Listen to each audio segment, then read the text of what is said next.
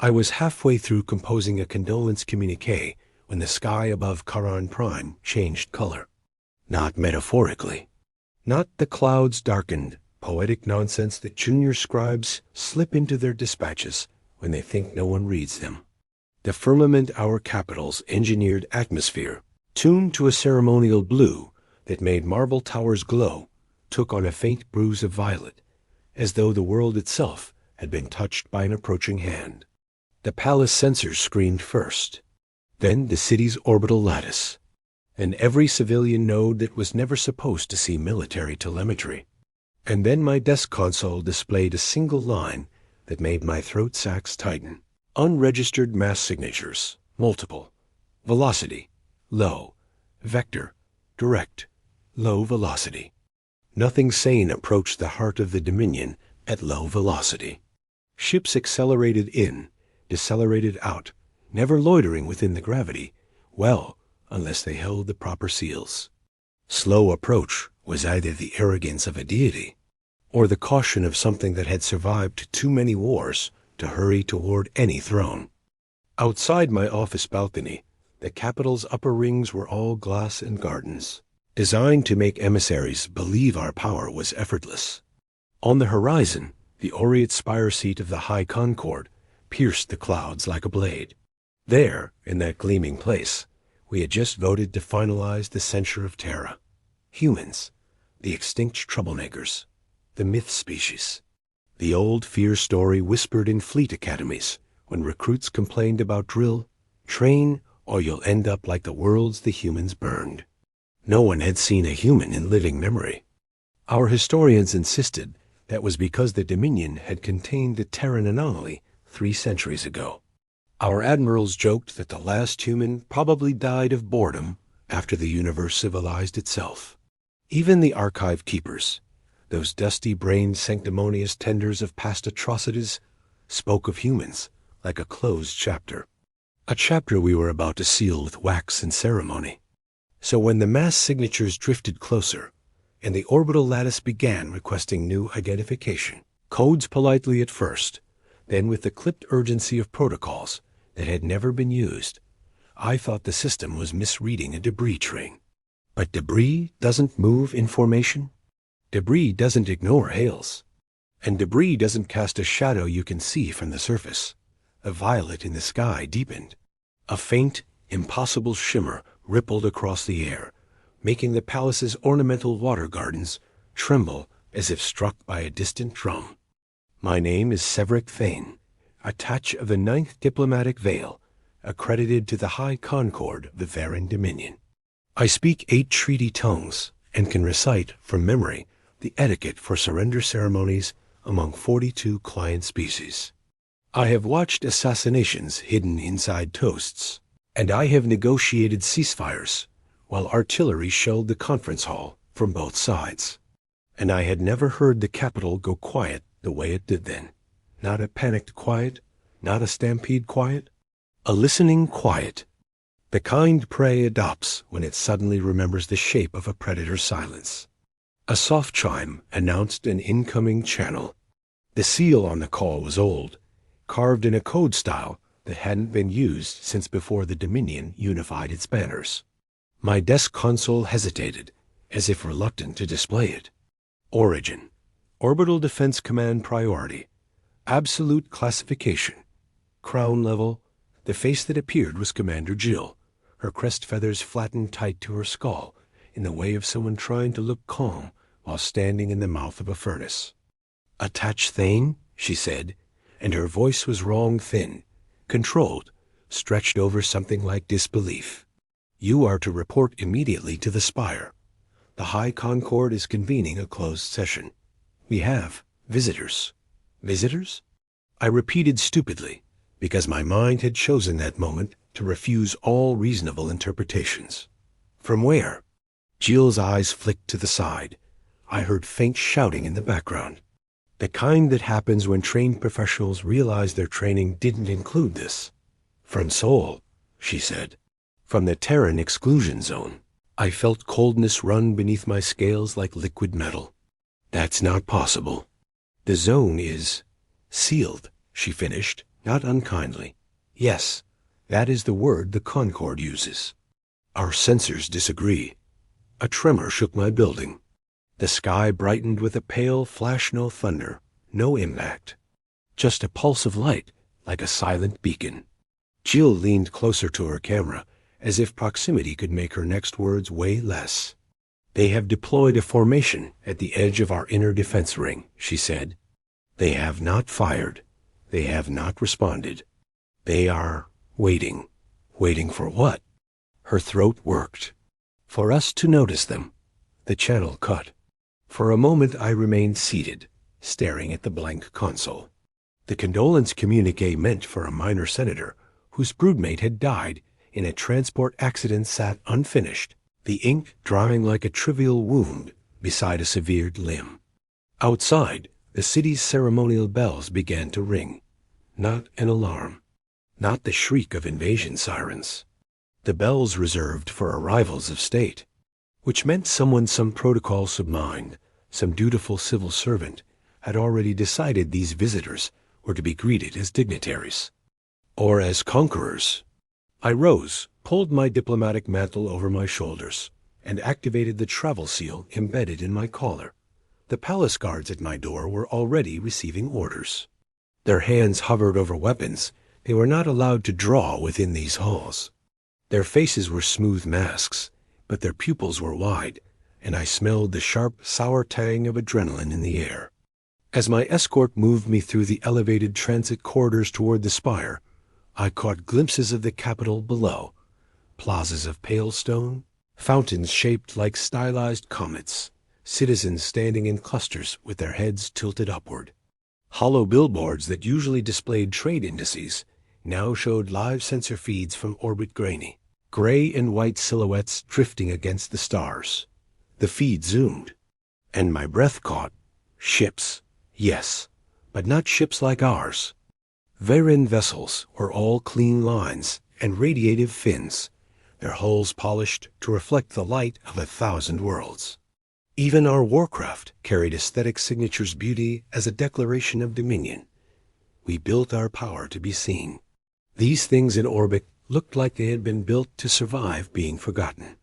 They were enormous, but not sleek, blocky, scarred, layered with plates like fossilized armor. Their silhouettes were irregular, as though they had been repaired 100 times by different hands. Some carried protrusions that could have been weapon mounts or ancient docking scaffolds. Their hulls were dark and pitted, and in places I saw faint, faded markings, white paint worn thin by time. One ship rotated slowly, and the camera caught a strip of metal along its flank engraved with symbols our translations of mind struggled to parse. Then the machine whispered an interpretation across the screen. United Nations? Ark Fleet? Last Light? Ark Fleet. My mind reached for archive lessons I'd half slept through as a cadet. The Terran diaspora, the wars of extinction, the alleged collapse of humanity under its own brutality. Always framed as cautionary tales, do not become like them, followed by the reassuring conclusion that the Dominion had put the monster back in its cage. If this was an Ark fleet, then the monster hadn't stayed caged. It had simply drifted in darkness long enough that the galaxy convinced itself the claws had dulled. The transit corridor fed into the Aureate Spire's lower antechambers. The air inside was colder, perfumed with the spice of imported ceremonial incense. Here, the walls were inlaid with treaties-thin sheets of alloy, etched with the signatures of conquered kings and allied councils alike. It was meant to remind anyone entering, we are the center. We decide what is lawful. We decide what exists. Today, that reminder felt desperate. I was ushered into the upper chamber, where the High Concord sat in a crescent of levitating thrones. Above them floated the Dominion symbol, a stylized star bound in a ring, representing order imposed upon chaos. Around the perimeter stood aides, guards, and archive keepers clutching data tablets with trembling hands. At the center of the chamber, projected in towering scale, hung the sensor image of the unknown fleet. The High Chancellor's voice cut through the murmurs like a blade. Attached Thane, Chancellor Val said, his tone sharpened by irritation and something close to fear. You have studied Terran diplomacy. I bowed, careful to keep my crest lowered. I have studied records, Chancellor. There have been no living Terran diplomats for... Then you will be useful, Val snapped. He gestured at the projection. They have crossed the exclusion boundary. They have entered our capital's defense envelope. They refuse all hails. Our fleet commanders request authorization to fire. Our trade guilds request authorization to negotiate. And the archive keepers are vomiting in the corridors. A ripple of offended laughter moved through the thrones at that last part, brittle and forced. Val leaned forward. Tell us what they want. I stared at the projection, at those scarred, ancient halls. At the slow, deliberate way they held formation like a funeral procession. I don't know, I admitted. But slow approach is not indecision. It is a statement. They want us to see them. Why? Hissed an ambassador from the Kef Synod. To intimidate? To remind, I said, surprising myself with the certainty in my own voice. If the records are true, humans never relied on intimidation alone. They relied on memory. The archive keeper nearest to me, an old, pale-skinned Rue with eyes clouded by age, made a strangled sound. I begged you, the keeper rasped, voice cracking. I begged the Concord not to pass the censure, not to speak Terra's name as if it were dead, not to parade the old treaties like trophies. They will, a chime interrupted him. A new signal had entered the chamber's comnet, not from our defense command. From the fleet in orbit, it carried no Dominion seal, no negotiation preamble, no diplomatic handshake. Just a single packet of data, broadcast openly on every frequency at once. Commander Jill's voice echoed through the chamber, transmitted from orbit, hoarse with something like awe. They're patching into the public channel, she said. Chancellor, it's not a text message. The projection changed. The fleet's lead vessel, largest of the dark hulks, lit up with a faint glow along its spine. For a heartbeat, I thought it was charging a weapon. Then a holosignal unfurled like a banner, projected down through atmosphere, precise enough to paint itself into the very air above our capital. A symbol appeared, enormous, hanging over the aureate spire like an omen. A circle, a line through it, and beneath, in ancient Terran script, the translation submind rendered with trembling confidence. We remember. The chamber erupted shouts, orders, protests. And then the human transmission began to play. Not a voice. A heartbeat, slow, heavy, impossibly loud, followed by the faint crackle of an old recording. A human face flickered into existence above us, grainy and scarred by time, eyes forward, expression unreadable. The lips moved, and the translator whispered the first words the Dominion had heard from humanity in 3 centuries. Verin Concord, open your gates. We are here for what you buried. I felt my claws dig into my palm as the human's gaze only a projection. Only light seemed to fix directly on me. Then the feed glitched, and behind the human's face, for a fraction of a second, I saw something else reflected in the darkness of their bridge, rows upon rows of dormant ships. A relic armada stretching beyond sensor range, and something vast, chained in shadow, beginning to wake.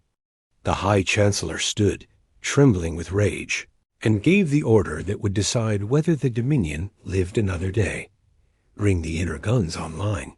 The first time I saw the Dominion kill a world, I was still young enough to believe wars ended when the signing ink dried. It was the siege of Mervale, a moon city that refused tribute and declared itself outside imperial arithmetic. The Dominion didn't waste fleets on prideful stones. We sent auditors. When auditors were shot, we sent peacekeepers. When peacekeepers were buried, we sent a single compliance array, ring of gravity projectors that pinched the moon's ocean into the sky until the rebel Senate suffocated in its own weather. No one called it genocide. We called it restored stability. That is what the Viren Dominion was built to do. turn chaos into manageable shapes, then tax the shapes for existing. Our capital, Charon Prime, was the polished symbol of that philosophy. Its sky was curated, its seasons were scheduled, its wars were budgeted. The High Concord governed not with a single species' arrogance, but with a coalition's cold efficiency. Varan administrators, Keth theologians, Ru archivists, Seln merchant lords, and the lesser client polities whose votes were counted only after their debt was tallied. We were not barbarians. We were not conquerors, not in the crude sense. We were custodians. That was the story we told ourselves as we folded star systems into our ring. And it was why the word human had been allowed to become a ghost useful for old lectures, useless for policy, until a relic fleet drifted into our inner defense envelope and hung a banner in our atmosphere that read, "We remember." In the Chamber of Thrones, panic wore 100 costumes. The Seln trade voice rose first, their jewel-inlaid mandibles clicking with indignation. "This is a bluff," they insisted. Ancient halls, slow approach, theatrics. A ploy to inflate bargaining position. We should offer reparations, then fold them into a protectorate before lesser powers smell opportunity. A Keth Synod ambassador hissed prayers through clenched teeth. No bargaining, no appeasement. The Terrans are the old sin. The archive teaches that mercy to them is cruelty to the rest. Across the crescent, Fleet Marshal Orden Varan, immaculate, draped in the crimson sash of command spoke, like a blade drawn halfway. "Chancellor, authorize the inner guns. The capital lattice can shred those vessels before they align weapons." The Ru archive keeper, who had nearly vomited earlier, managed to lift his trembling tablet. His voice came out like dust. "Those are not those vessels, Marshal." Orden's crest bristled. "Explain." The keeper swallowed twice, as if forcing words through a throat that remembered screams. "The last time the Dominion faced humanity, our records say we won," he said. "But the records are curated, edited, sanitized for morale. I have seen the unsealed fragments. Those hull patterns, those scars, those external reinforcement ribs, they belong to the Ark relics." The High Chancellor's eyes narrowed. "Ark, as in evacuation craft." "As in extinction craft," the keeper whispered. "As in ships that were never meant to return. Built from whatever humanity could weld together when the galaxy decided they were a contagion." The chamber quieted, not because we were calm, but because even the most arrogant among us understood a simple truth. You do not build, never return ships unless you believe you will not be allowed to live under anyone else's rules. I stood at my assigned place along the aide's ring, trying to keep my posture diplomatic, while my mind raced through half-remembered archive syllabi. The Terran exclusion zone had been a political miracle. Dozens of civilizations agreeing to quarantine a species rather than eradicate it outright. The Dominion's founding mythology even framed it as our earliest act of enlightened leadership. Yet the keeper's tone implied something uglier. "Chancellor," I said carefully, "permission to speak freely." Vol flicked 2 fingers a grant. "The exclusion wasn't merely a border," I continued. "It was a narrative. We told the client states the Terrans were contained. We told our citizens the Terrans were gone. But a quarantine requires monitoring, supply routes, enforcement. We have enforcement," Orden snapped. "We have patrols. Patrols that never see anything," I said, and surprised myself again with the steadiness of my voice. "For 3 centuries, our patrols have reported nothing but empty dark and radiation storms. Either the Terrans truly collapsed, or they learned to vanish." The Seln trade voice made a dismissive gesture. "Learn to vanish? Against Dominion arrays?" The keeper's eyes lifted to the projection, to the lead vessel hovering like a tombstone in orbit. "Against Dominion arrays that were designed by committees," he murmured. "Against sensors built to detect what we already believe exists." That landed like a stone in water. Ripples of unease moved through the thrones. The Dominion's power was real, but it was optimized for a certain kind of war, predictable, contractual, rational. Our battles were shaped by treaties even when we broke them, by expectations even when we pretended we didn't. Humans in every archived anecdote were the opposite, a species that treated rules as suggestions and survival as a holy sacrament. "Fine," Marshal Orden said. "Then we end this before they can demonstrate anything." Inner guns. Chancellor Val's jaw tightened. He looked down the crescent, weighing the factions. Trade guilds wanting profit, synods wanting purity, client states wanting reassurance, admirals wanting certainty. Politics is war with cleaner hands. "Bring the inner guns online," Val repeated, and the chamber's automation relayed the order. A new feed appeared beside the fleet projection. The status of Charon Prime's inner halo, a defensive ring of platforms disguised as artful satellites. Their emitters warmed. Their capacitors climbed. Their targeting matrices began to resolve the silhouettes above. I expected the human fleet to react, accelerate, scatter, raise shields, transmit threats. They did none of that. They simply waited, as if they had seen this scene before, on 1,000 worlds, and already knew the lines. Then a second message arrived from orbit, broadcast openly again, still no handshake, still no protocol. The human face reappeared, clearer now, as if they had decided to adjust their transmission to our reception standards. The face was older than I expected, weathered, hair cropped close to the scalp, skin marked by faint pale seams, burn scars, or surgical repairs. One eye was natural. The other was a polished implant that caught light like a star. The translator rendered the voice with unsettling fidelity, low, calm, carrying the weight of someone who has buried too many friends to waste breath on theater. "High Concord of Charon Prime," the human said. "You are powering weapons. That's your right. You're afraid. That's also your right. But don't confuse rights with outcomes." Marshal Orden leaned forward, lips curling. "Tell your relics to identify and submit to inspection, or we will fire." The human's mouth twitched, not a smile, not quite. "Inspection, yes, that word. We remember when inspection meant boarding our hospitals." A murmur ran through the chamber. "Hospitals?" The human continued, voice steady as a ship's keel. "We didn't come to conquer your capital. If we wanted your throne, you'd already be dead, and you wouldn't know why. We came because you passed the censure of Terra." Chancellor Val's eyes flashed. "A legal act within Dominion authority." "It was a grave insult," the human replied, and for the first time emotion edged into the tone, something like grief sharpened into steel. "Not because you spoke our name. Because you spoke it like you were done with it. Like you'd buried what you did and called it history." I felt my throat tighten. "What you did," the keeper had said. "Not what we did." Val rose, mantle flowing, voice projecting to fill the chamber. "If you have grievances, present them through diplomatic channel. The Dominion will not be threatened by relics and sentiment." The human's gaze held him, unblinking. "We're not here with sentiment," the human said softly. "We're here with receipts." The projection shifted. The human's feed minimized, replaced by a cascade of symbols, old, archaic file formats that made our systems stutter. Then images. A Varan patrol craft, our own crest visible firing on a convoy, marked with ancient humanitarian sigils.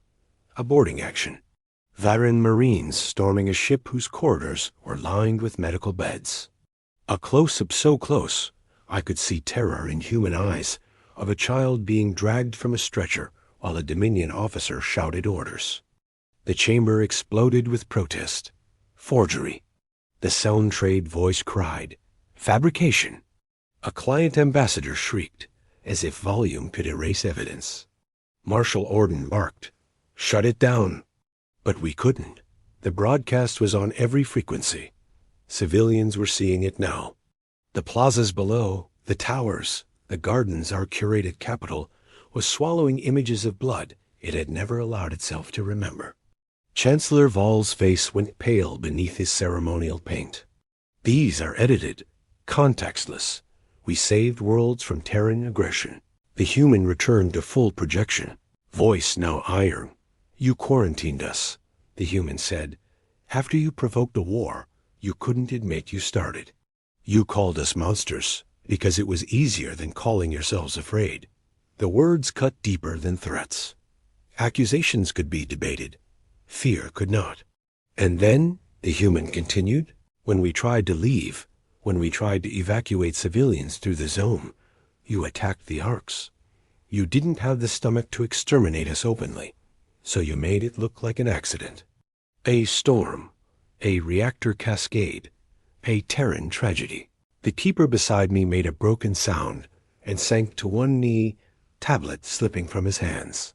I wanted to deny it, but my own memory supplied a detail I had never questioned. Why our earliest exclusion patrol routes were drawn to avoid certain radiation fields. Why those fields had always been classified. Why the archive's oldest volumes were sealed behind crown-level clearance. Marshal Orden slammed his fist onto his throne's arm. Enough. Chancellor, authorization to fire. Vol hesitated only a heartbeat, but in that heartbeat I saw the Dominion's core weakness. Our power depended on everyone believing we were always in control. If the civilians below believed the Dominion had lied, the Empire would fracture faster than any fleet could stop. Fire, Vol said. The inner halo's status feed turned from amber to white. Target locks resolved. The platform's emitters aligned. In orbit, the human fleet did not move. The lead Relic ship rotated, exposing its broadside, not toward us, but away, as if deliberately presenting its flank to be struck. A gesture. An invitation? The human's voice came one last time, quieter now, like a confession offered before a storm. Do it, the human said. Prove to your people you're the same Dominion you've always been. Or stop and prove you can be something else.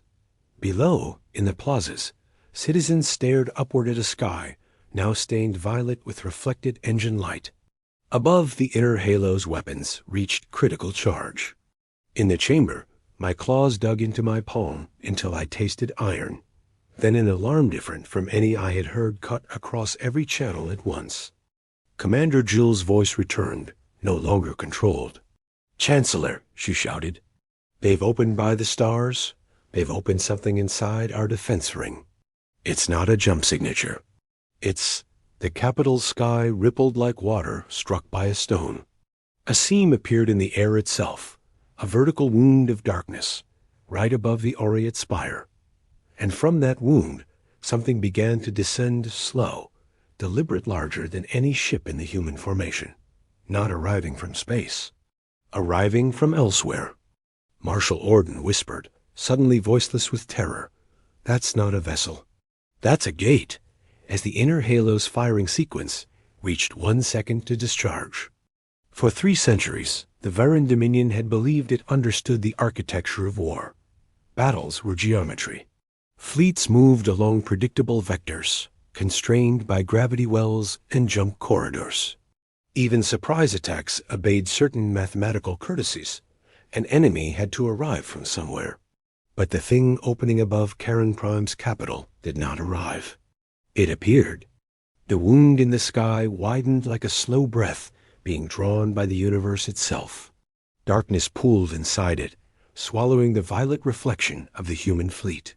The air vibrated with a pressure that made my bones ache, like standing too close to a planetary engine. Commander Jill's voice trembled through the chamber's speakers.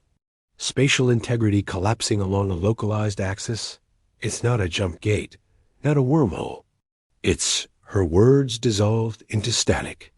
The high Concord stared upward as the projection adjusted to capture the anomaly. The inner defense platforms, our proud halo, remained locked in their firing sequence, energy levels screaming toward release. 1 second. No one spoke. Even Marshal Orden, who had demanded blood moments before, looked suddenly smaller inside his crimson command mantle. Then the sky opened fully. Something emerged. At first, I thought it was a station of vast, cylindrical structure with layered rings, like a spine wrapped in armor. But as it descended through the rippling tier in space, I realized those rings were not decorative. They were weapon arrays. Hundreds of them. And the central body of the structure blackened with centuries of repair, scars carried markings identical to the Relic fleet in orbit. Ancient Terran script stretched across its hull. The translator struggled, stuttered, then finally produced the phrase in cold clarity. Terran Strategic Arsenal Platform Valor's Grave. A silence heavier than panic filled the chamber. Impossible, whispered the cell-and-trade voice. That mass, that power signature, it would require a fleet's worth of reactors. The archive keeper who had collapsed beside me looked up with hollow eyes. Not a fleet, he rasped. A civilization. Above the city, the colossal platform continued its slow descent, stabilizing itself directly between the human fleet and the planet's defensive halo, as if deliberately inserting its body into the firing line. Commander Jill returned to the channel, breath ragged. Chancellor, their fleet isn't targeting us, she said. Then what are they doing? Vol demanded. They're aligning with the platform. The projection zoomed. The Relic ships in orbit shifted formation not aggressively, but with deliberate coordination. One by one they rotated until their battered hulls faced the descending platform. Docking pylons extended from their sides like skeletal hands. Energy conduits flickered to life. They're connecting, Jill whispered. Marshal Orden's voice snapped like a whip. To what purpose? The answer arrived a moment later. The platform's outer rings began to glow. Not the harsh white of weapons charging. Something deeper, older. The root keeper's tablet, still lying on the chamber floor, suddenly erupted with cascading data. I bent to glance at the screen. My breath caught. Signature match. Terran Legacy System designation. Aegis network status. Dormant reactivating. I had seen the name once in an archived lecture, not in the main curriculum. In a redacted footnote. The Aegis network. The final defense humanity built when they believed the galaxy had turned against them. A weapon system. And a shield. Capable of turning entire fleets into dust. Or entire worlds into fortresses. Chancellor, I said quietly, they're not preparing to attack. Vol's eyes narrowed. Then explain why they're powering that monstrosity over our capital. They're positioning it, I said slowly. Between us and the halo. Understanding struck the chamber like lightning. Marshal Orden stiffened. They're shielding themselves from our own weapons. The realization spread outward. If the halo fired now, its full power would slam into the Terran platform first. The platform. And the Relic fleet connected to it. Every throne in the chamber suddenly seemed smaller. They're forcing us to choose, murmured the Keth ambassador. Yes, I said, shoot, and slaughter them all in one stroke. Or stand down. The Chancellor's claws dug into the armrests of his throne. Blackmail, he growled. No, said the keeper softly. Memory. Outside, Karan Prime's capital had become a sea of staring faces. Citizens filled the plazas and gardens, their eyes reflecting the impossible sight above them. A scarred Relic fleet docking with a monstrous platform descending from a wound in space. Our capital, the shining symbol of Dominion order, now sat beneath a reminder that history was never as tidy as we liked to pretend. The Halo's weapons reached maximum charge. A final warning chime echoed through the chamber. Firing sequence irreversible in 5 seconds, announced the defense system. Marshal Orden looked at the Chancellor. Order confirmed? Vol hesitated, only for a heartbeat. But that heartbeat stretched across the fate of an empire. Then the human broadcast returned. The same weathered face. The same calm voice. You're about to make the same mistake twice, the human said. Vol snarled.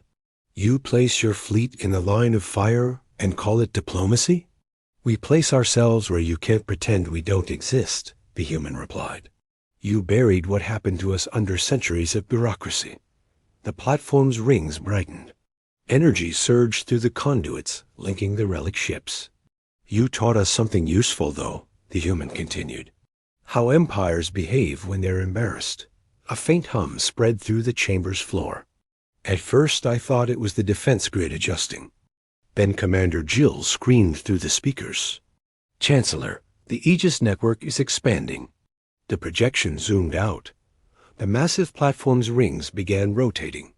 Energy spilled outward in expanding arcs, golden, translucent waves spreading across orbit like ripples across a lake, not aimed at us. Not destructive, defensive, a shield, but not a simple one. As the wave passed through the halo platforms, something unexpected happened. Their weapon charge collapsed. Every single emitter flickered and died. The firing sequence reset to 0. Marshal Orden shot to his feet. They just neutralized the halo. No, said the Keeper. They disabled it. The difference mattered. Because disabling a weapon without destroying, it meant something very specific in warfare. It meant the attacker was trying not to escalate. A gasp rose from the chamber as the golden wave continued downward, through the atmosphere, across the capital. For a moment, the entire city shimmered like it had been dipped in sunlight. Then the energy faded. No explosions, no damage. Just a quiet system alert, appearing across every Dominion console. Inner halo. Offline. Cause. External safety interlock. Marshal Orden stared at the message like it had personally insulted him. They hacked our defense grid, he whispered. The human on the broadcast shook their heads slightly. We installed that interlock, they said. The chamber froze. You're lying, Vol hissed. No, the human said gently. 3 centuries ago, when your engineers helped inspect Terran evacuation ships. A pause. Then the human leaned closer to the camera. You never noticed the update. The implication hit like a meteor. The Dominion had not merely attacked the Ark ships. We had boarded them, tampered with them, studied their technology. And somewhere in that arrogance, the Terrans had slipped something into our own systems. A seed, waiting centuries to bloom. Vol's voice shook with rage. You infiltrated Dominion infrastructure for 300 years? The human's expression didn't change. You quarantined our species, they said. We had time. Outside the chamber windows, the great Terran platform stabilized fully in orbit. The Relic fleet remained docked, their reactors feeding energy into the Aegis rings. But their weapons stayed silent. The human looked down briefly, perhaps at a console, perhaps at a crew member, then back to us. We're not here to destroy your capital, they said. If we were, you'd already be dead. Marshal Orden barked a bitter laugh. Your theatrics prove nothing. The human tilted their head slightly. Commander Jill, they said. Jill froze on the other channel. Yes, please rotate your sensor grid 30 degrees starboard. There was a pause. Then the orbital feed adjusted, and the chamber saw what lay behind the Relic fleet. Not dozens of ships. Not hundreds, thousands. Ancient human vessels drifting in formation beyond the edge of our detection range. A graveyard, armada. An entire civilization's worth of warships, silent in the dark, waiting. Marshal Orden's confidence finally cracked. How long? He whispered. How long have they been there? The human answered quietly. Long enough for the galaxy to forget why it used to fear us. The Aegis platform's rings brightened again. And this time the energy did not spread outward. It focused, downward, directly toward the Aureate Spire, the heart of Dominion power. Not as a weapon, as a spotlight. The human's voice filled the chamber one last time. High Concord, they said. Open your gates, or we'll open them for you. The Chancellor's claws trembled. Outside, the capital held its breath. And beneath the golden beam, something in the foundations of the Aureate Spire began to unlock systems dormant since the Dominion's founding, suddenly responding to Terran command codes. The Archive Keeper whispered in horror. They didn't just hack our defenses. They helped build them. Above us, the Relic fleet waited. Below us, the Spire's ancient vault doors began to open. And somewhere deep inside the capital's core, something long sealed by Dominion decree started to wake. As the vault doors parted, the chamber's central display lit with a classified designation none of us had ever seen before. Project Judgment, authorized by Terran signature.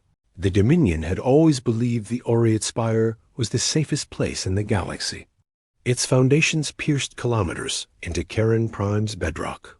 Beneath the ceremonial halls and treaty chambers lay layers of vaults, archives, and sealed infrastructure built across centuries of expansion. Each generation added deeper security, deeper secrets, deeper insurance against rebellion. We believed we owned every level of it.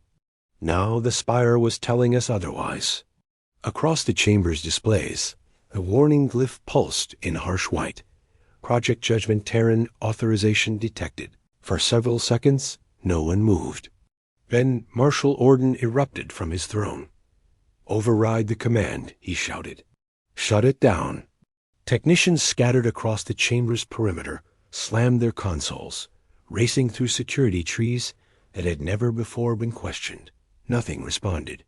The system did not reject them. It simply ignored them. The archive keeper's frail fingers trembled over the tablet he had retrieved from the floor. "Project Judgment," he whispered. Chancellor Vall turned on him like a predator. "You knew about this?" The keeper shook his head violently. No, Chancellor. I knew fragments." "Only fragments. Explain." The keeper looked at the projection of the Terran fleet hanging above us. His voice came out hoarse, like someone reciting a funeral liturgy. When the Dominion first expanded into Terran territory, humanity was technologically behind us in several domains. They lacked our gravity weapons. They lacked our large-scale orbital infrastructure. Marshal Orden scoffed. "And yet they built that?" He gestured toward the enormous arsenal platform hovering above our world. "Yes," the keeper said quietly, "because they focused on different things." The floor trembled again, not from orbit, from below, deep below. Across the chamber, the Spire's structural diagnostics began streaming data none of us had clearance to see. Ancient Terran code signatures flashed through the architecture, codes older than the Dominion itself. My stomach turned cold. "Chancellor," I said slowly, "when was the Spire constructed?" Vall frowned. "Before the Dominion's unification. It was a neutral diplomatic structure built by the early coalition powers, which included Earth," the keeper whispered. "That landed like a meteor." The Spire symbol of Dominion supremacy had been built in part by humanity, which meant something simple and terrifying. They knew it better than we did. Another tremor rolled through the chamber. Not violent, just heavy, deliberate, like the turning of colossal machinery. On the central projection, the human's face reappeared. But this time, they were not speaking from the Relic fleet. They were standing. Behind them stretched a bridge crew of humans and shockingly other species. I recognized two, a gray-skinned Authari navigator and a Seln engineer, client species of the Dominion, serving on a Terran ship. The human captain noticed our stares. "Yeah," they said calmly. "You're not the only ones who run alliances." Chancellor Vall's voice shook with fury. "You infiltrated our capital. You sabotaged our defenses. Now you claim authority over our infrastructure. This is an act of war." "No," the human replied. "It's the continuation of one." The platform's golden beam intensified, illuminating the Spire's central tower. Down below, kilometers beneath the chamber, something enormous began sliding open. The chamber's screens switched automatically to subterranean feeds. Ancient vault doors parted, revealing a cavern the size of a city. Inside it rested something the Dominion had apparently sealed and forgotten. A structure. A Terran structure. Sleek compared to the Relic fleet above, but unmistakably human in design, angular armor, layered plating, and enormous energy conduits leading toward the surface. The translation system whispered the designation as it resolved the markings across the hull. Terran Planetary Defense Corps. The keeper collapsed into a chair. "Stars preserve us." Marshal Orden stared at the screen. That's impossible. We've surveyed every meter beneath this city. No, the Keeper said weakly. You surveyed what the Dominion remembered to survey. The human captain folded their arms. 3 centuries ago, they said, when the coalition powers built the Oriate Spire as a diplomatic neutral ground, humanity contributed one condition. Vol glared. What condition? That if the coalition ever turned tyrant, the human said quietly, the spire would become a failsafe. The chamber went deathly still. The human continued. You buried the truth about the architects. You rewrote the war. You quarantined us and told the galaxy we were the monsters. The cavern feed showed the Defense Corps fully powering up. Now rings rotating. Ancient reactors waking from centuries of dormancy. You forgot something important about humans, the captain said. When we build something, we plan for betrayal. The Dominion's technicians were now shouting across the chamber. Chancellor, the Defense Corps is linking with the orbital platform. Energy output climbing. Spire control systems transferring to external command. Vol slammed both fists onto his throne. Disable it. No access, one technician cried. The human captain nodded slightly, almost sympathetically. You can't disable it, they said. You never had the keys. Above the city, the Aegis platform's rings aligned with the Defense Corps beneath the spire. A column of light connected them. Orbit, surface, core, a complete system. Marshal Orden's voice dropped into a whisper. This is a planetary weapon. The human captain nodded once. It was meant to be. Against us? Vol spat. No, the human replied. Against anyone who tried to erase us. Outside the chamber, the capital erupted into chaos. News feeds, civilian channels, and military networks were all broadcasting the same impossible image. The Dominion's capital. Activating a Terran defense system. And that wasn't the worst part. Commander Jill's voice cut through the noise. Chancellor, new contacts. The orbital feed zoomed out again. The graveyard armada behind the Relic fleet had begun to move. Thousands of human warships awakening in sequence. Their engines ignited like a constellation being reborn. The chamber filled with stunned silence. Not because they were attacking, because they weren't. They were forming a perimeter. A defensive perimeter. Around Charon. Marshal Orden stared in disbelief. They're protecting us? The human captain's gaze hardened. Not you, they said. The people. They gestured toward the city below. Your citizens were lied to for 300 years. We're giving them a choice. Vol's voice trembled. You think our people will turn against us? I think your people deserve the truth, the human replied. The cavern feed showed the Terran Defense Corps reaching full activation. Energy surged upward through the spire. Across the capital, dormant systems began awakening ancient Terran infrastructure hidden beneath Dominion upgrades. Shield emitters, defense grids, evacuation corridors, all responding to Terran command codes. The human captain leaned closer to the camera. We're not here to conquer your empire, they said. We're here to end a lie. Marshal Orden finally understood. You're forcing a political collapse. The human shrugged slightly. We prefer the term. Reform. Chancellor Vol's face twisted with rage. You underestimate the Dominion. Our outer fleets will arrive within hours. They will destroy your Relic armada and reclaim this world. The human captain looked amused for the first time. Marshal, they said gently, ask your commander how many fleets you actually have left. Orden hesitated, then activated a secure channel. His crest slowly flattened as the report came through. Outer sectors. Reporting defensive withdrawals, he whispered. Multiple client states declaring neutrality. The human captain nodded. We didn't just come with ships. We came with evidence. Across the chamber screens, dozens of transmissions began appearing. Rebellion broadcasts. Client worlds demanding investigations. Dominion admirals refusing orders. The Empire was cracking, not from attack, From truth. Vol looked like he might choke. You think this ends with diplomacy?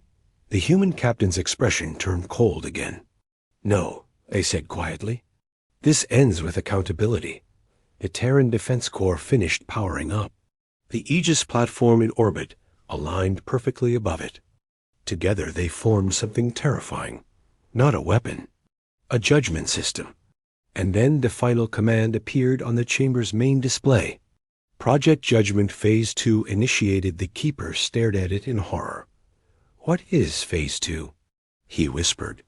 The human captain answered calmly. It's where the galaxy decides what to do with the Dominion. Marshal Orden suddenly realized something. You said the system was a failsafe. Yes.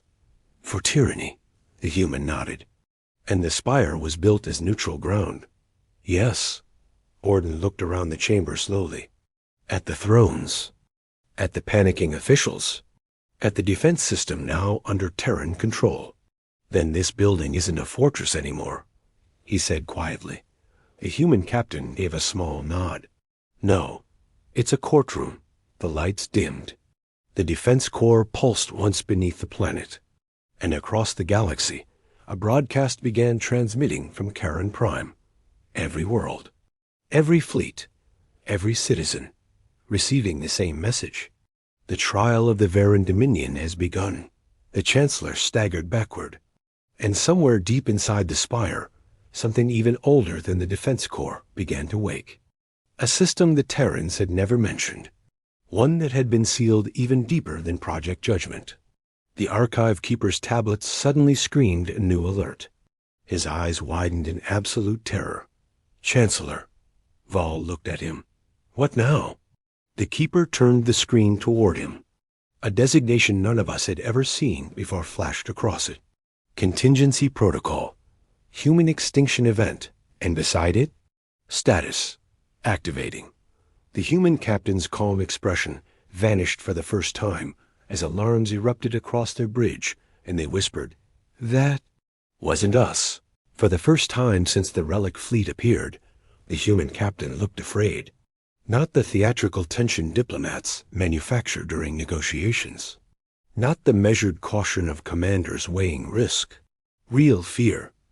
On the projection above the high Concord chamber, their eyes snapped away from us towards something on their bridge.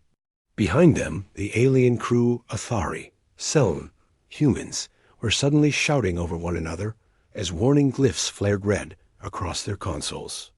That wasn't us, the captain repeated, quieter now. Inside the chamber, every Dominion official froze. Because the contingency protocol warning had not originated from the Terran fleet. It had originated from inside the Aureate Spire itself. The Keeper's tablet screamed again. Contingency Protocol. Human Extinction Event Source. Authorization. Coalition War Council Classified Status. Autonomous Execution. My blood ran cold. Coalition War Council. Not Dominion. Not Terran. Something older. Something from before the Empire even existed. Keeper. Chancellor Vol demanded hoarsely. Explain. The Rue Archivist's hands trembled violently. I thought those records were myth, he whispered. Pre-Dominion emergency directives from the early Coalition era. The first war with humanity. Marshal Orden leaned forward, dread spreading across his face. You mean the war the Dominion claims never escalated beyond border conflicts? The Keeper nodded weakly. Yes, and the one humanity claims was attempted genocide. Another tremor rolled through the spire. Not mechanical this time. Seismic, deep beneath the capital. Across the chamber displays, new feeds appeared, systems even deeper than the Terran Defense Corps. Vaults we had never seen. Vaults no Dominion engineer had ever logged. Something ancient had begun unlocking beneath them. The human captain's voice cut back in, now tight with urgency. Dominion, listen carefully, they said. That contingency system, do you have any record of it? No, Vol said through clenched teeth. That's a problem, the human replied. The chamber shook again. Then the cavern feed from beneath the city flickered. The Terran Planetary Defense Corps, The system we had just watched activate suddenly diverted power. Not to the Aegis platform. Downward, further below. The Keeper gasped. There's another chamber.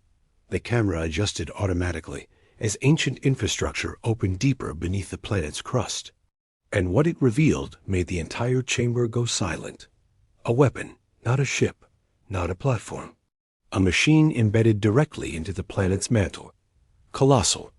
Its surface was covered in archaic coalition, symbols, emblems from civilizations that had vanished centuries before the Dominion unified them. The translator struggled with the faded text etched across its hull, then rendered it. Human extinction device. Last resort authorization Galactic Coalition. No one breathed. The Keeper's voice came out hollow. They built a planet killer.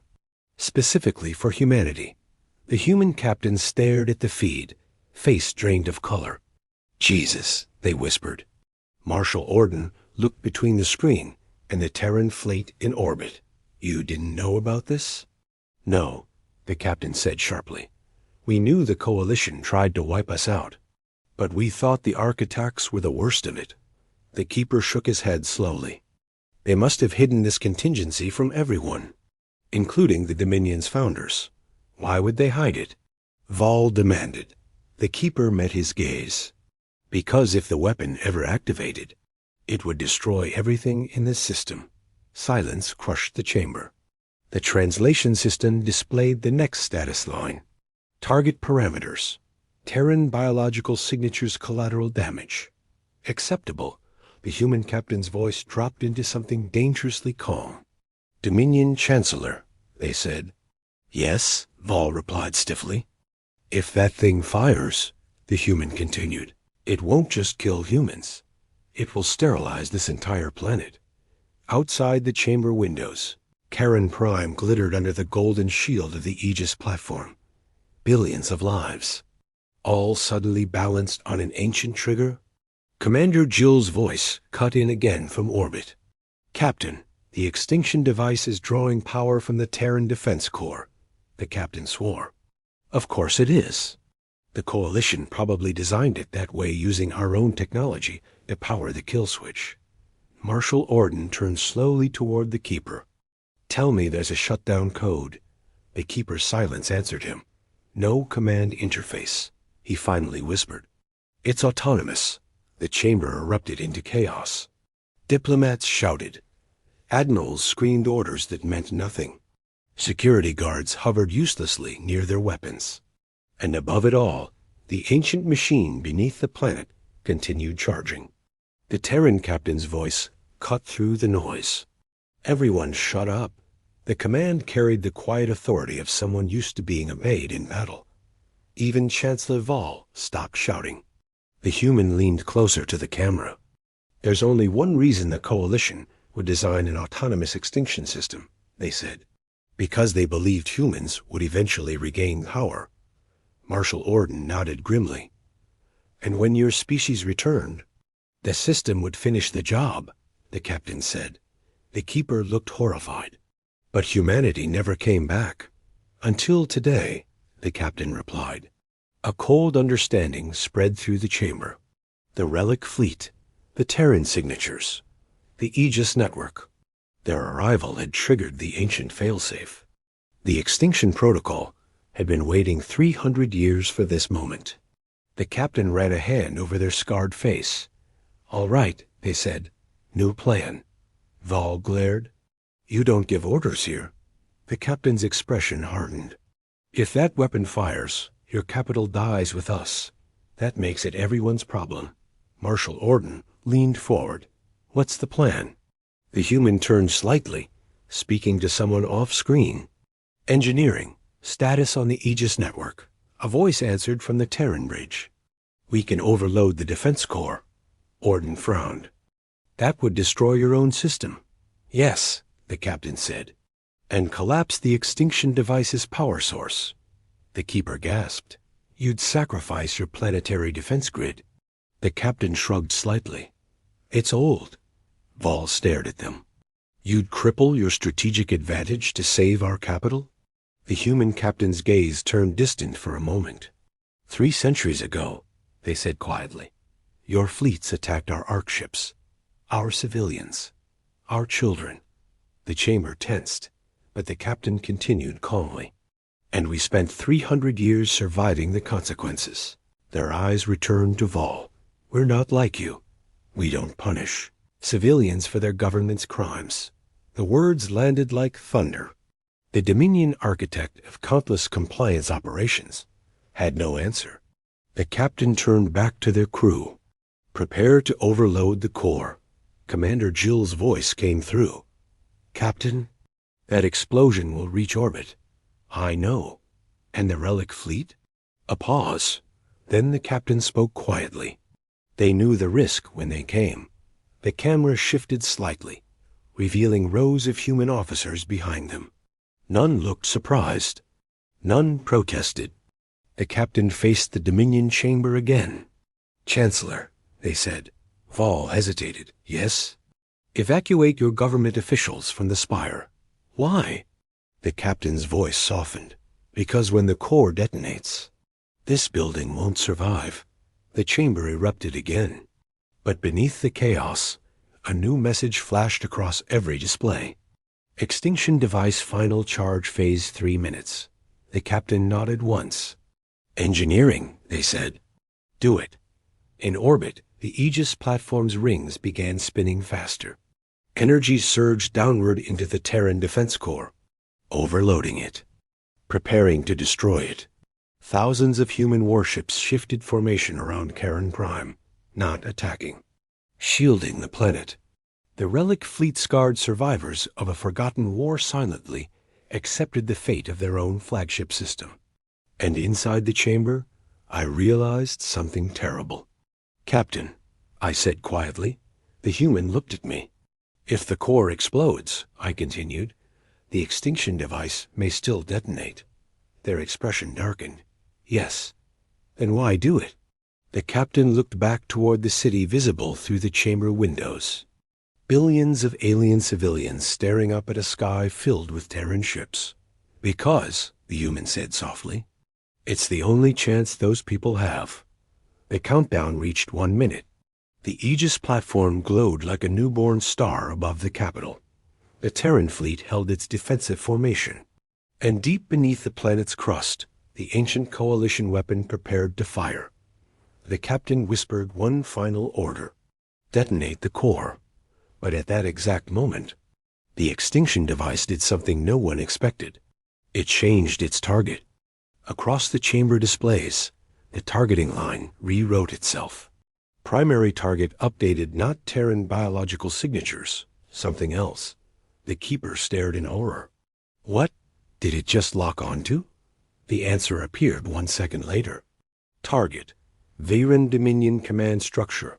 The Chancellor's face went pale, and the captain whispered the only possible explanation. Oh no.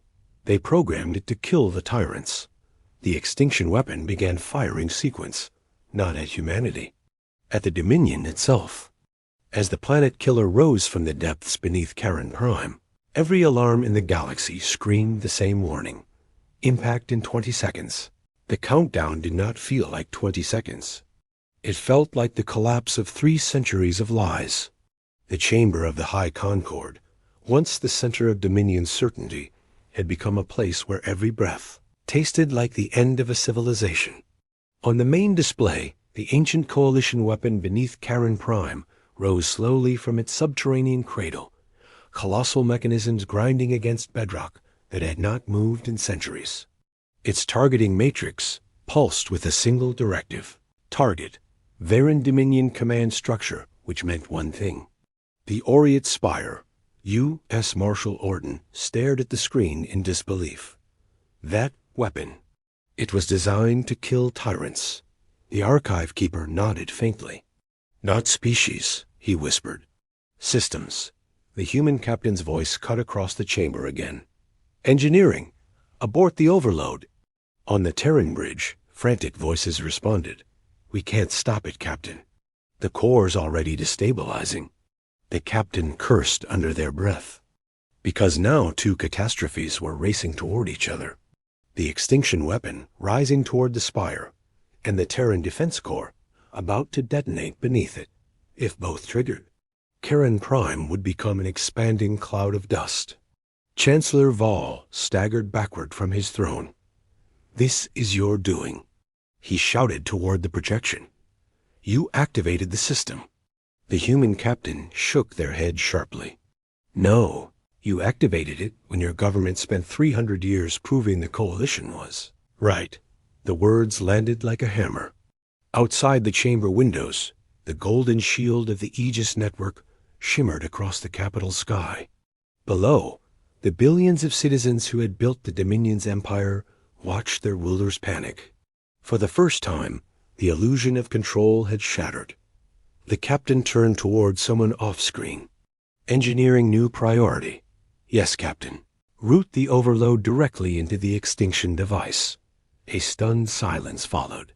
"You mean feed the explosion into the weapon?" the engineer asked. "Yes. That could destabilize it." "Exactly." Marshal Orden blinked. "You're trying to destroy the extinction device before it fires." The captain nodded. "Or at least knock it off target." The keeper stared in awe. "That explosion will still devastate this city." The human captain's expression hardened.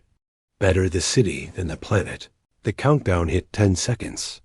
Deep beneath the spire, the ancient weapons barrels began to glow. 9, 8, 7.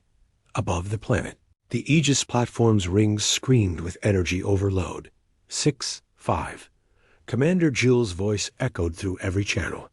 "All Terran vessels, brace for shockwave." 4, 3. The captain whispered something too quiet for the translator to catch. 2, 1. And then the universe broke. The Terran Defense Corps detonated first. A column of blinding energy erupted from the depths beneath the spire, blasting upward through ancient vaults and armored chambers. For a moment, the entire planet seemed to split with light. The explosion slammed directly into the rising extinction weapon. Energy collided with energy. The ancient machine shrieked like a dying star. Its targeting array shattered. Its containment fields collapsed, and the weapon misfired. The blast that should have annihilated the Dominion's ruling structure instead tore upward through the spire's upper levels and out into orbit. The shockwave slammed into the Aegis platform above the planet. The relic structure groaned under the impact, then shattered. Fragments of ancient Terran technology scattered across the sky like burning meteors. But the golden shield around the city held, barely absorbing most of the destructive force. The aureate spire did not survive. Its upper towers collapsed inward, entire sections of the Dominion's ruling chambers vaporized by the redirected energy. But the planet remained intact. Karen Prime lived. In orbit, the Terran fleet drifted through the fading storm of debris. Many of the relic ships had taken damage. Several were gone entirely. The Aegis platform, the keystone of the Terran system, had been destroyed. And yet, the human armada remained, silent, watching. Inside the ruins of the spire, emergency lighting flickered through smoke-filled corridors. I dragged myself upright from the shattered floor of the chamber. Half the thrones were gone. Marshal Orden lay against the far wall, bleeding but alive. The keeper was still clutching his tablet, though its screen had gone dark, and Chancellor Vol was nowhere to be seen. Above us, the ceiling had been torn open. Through the broken dome, I could see the Terran fleet hanging in the sky like a new constellation. A voice crackled through a surviving comm panel. "The human captain." "We've shut down the extinction device," they said quietly. "Your planet is safe." No cheers came from the chamber, only exhausted silence. Marshal Orden slowly pushed himself upright. "You destroyed your own defense system to save us." "Yes." "You sacrificed ships." "Yes." The Marshal stared upward at the Terran fleet. "Why?" the human captain answered without hesitation. "Because you're not the Dominion." Orden frowned. "What?" "Your people," the captain said simply. "And people deserve a future." Below us, Karen Prime's emergency broadcasts began spreading across the galaxy. Images of the destroyed spire, records of the Coalition extinction device, evidence of the Ark ship attacks. The Dominion's carefully maintained mythology collapsed in real time. Across the stars, client states declared independence. Dominion fleets stood down. The Empire was dying, but not through conquest, through exposure. The human captain spoke again. The galaxy forgot something important about humanity, they said. That we're dangerous. A pause.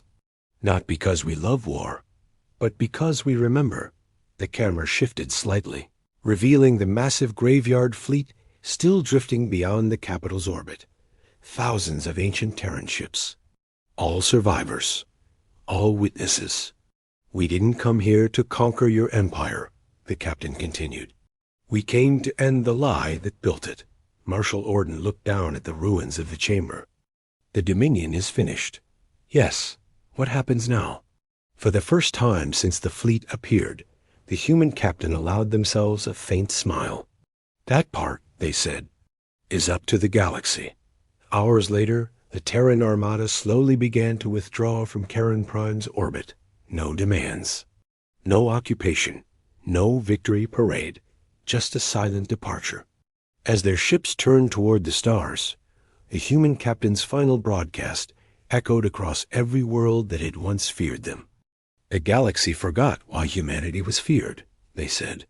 Not because we were unstoppable, but because we survived things that should have destroyed. U.S. The last Terran ship disappeared into the dark, and for the first time in centuries, the stars felt uncertain again. I stood among the ruins of the spire, staring at the empty sky. The Keeper's cracked tablet flickered weakly beside me. One final alert appeared on its screen. A signal, not from the Dominion, not from the Terrans, from deep space, far beyond the graveyard fleet's last recorded position. The message contained only 3 words: ancient, Terran, and deeply, deeply unsettling. They are coming. I looked up slowly, because in the distance, beyond the fading trail of the Terran armada, something enormous moved through the darkness between the stars. Something that made the Relic fleet look small. And suddenly, I understood why humanity had spent 3 centuries preparing. The human captain's emergency channel reactivated across the galaxy, carrying a single warning. Everyone, run.